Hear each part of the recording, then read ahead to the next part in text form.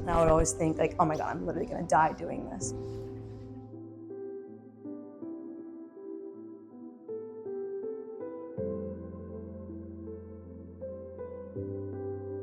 My name is Kaylee Zuniga. I'm 22 years old. 2 weeks ago, I graduated from UNC with a double major degree in communications and business studies. I was 14, 5 days from turning 15 years old, and my father passed away.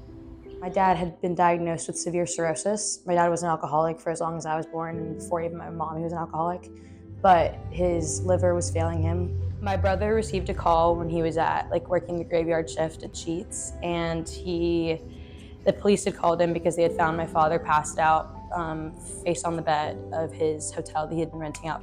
My dad was in a coma, alcohol-induced, and he was in a coma for about 3-4 days. After he awoke, he spent a day in hospice, and then that next day was when he passed on Sunday. My mom received a call from hospice saying that he had just passed. And as soon as I turned the corner, I hear my mom scream like bloody murder. As everybody was rushing towards the door, my grandma just said, "Who's gonna take care of the kids? Because we can't bring a 4-year-old to hospice." And in that moment, I didn't want anybody else to miss out. So I said, me, obviously. I'm 14 at the time, so I know I'm able to stay home alone and take care of him. She wanted to see if I wanted to see him by any chance. And one of my biggest regrets, I said no. I didn't have a formal goodbye with my dad, to be honest, at least not one that I want to recognize. And so I wish I could have had that moment. My dad was just like a ray of sunshine in so many people's lives. He was a lovely man, just he was consumed by his addiction. My dad was such a good person, and I just wish things didn't turn out the way that they did for him, but he was just a very sweet person and wouldn't hurt anyone.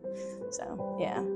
After all this happened, my mom was grieving heavily. I did everything I could to start helping out my family.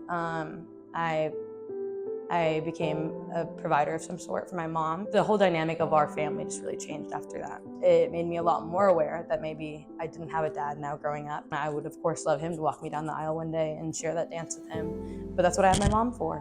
I'm a spitting image, and I'm better than him. I'm literally Rudy 2.0, so I really do think I'll be able to live by him and do his name a little bit more justice than he did. I'm blessed to have what I have and who I have in my life. So I think I really did use it as a moment to grow. There have been some bad things that came out of it, but also a lot of beautiful things.